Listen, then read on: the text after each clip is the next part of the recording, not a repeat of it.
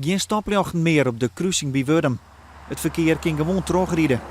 Onder de A32 en het spoortrog binnen 2 tunnels online die de dorpen Wurdum en Wiedgaat met elkaar verbinden. Onder de fietstunnel, die hier ook onder terugkomt, wordt nog hard werken. We hebben hier natuurlijk veel mensen die ergens anders werken, in Leeuwarden of verderop. En er zitten hier een aantal bedrijven die ook gebaat zijn bij een goede aansluiting. Dus dat is belangrijk.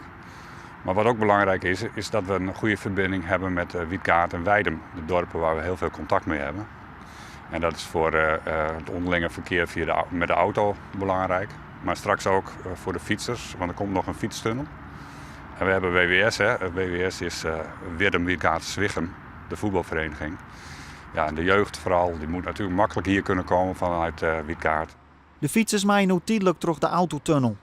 Het lijkt al nog wat keel, maar het is de bedoeling dat er nog begroeiing komt.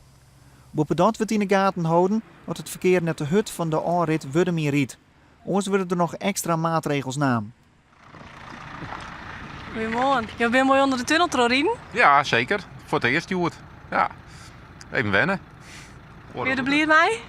Ja, ik denk dat het want tijd scheelt. En vooral als ik nog wachtje maar voor de trein. En dan kost het toch 3 tot 4 minuten extra. Dus ik vind het erg mooi, zeker. Dus je bent heel betieder op het werk? Ja, nou ja, jammer, die houden mij staande, maar oors wel, ja.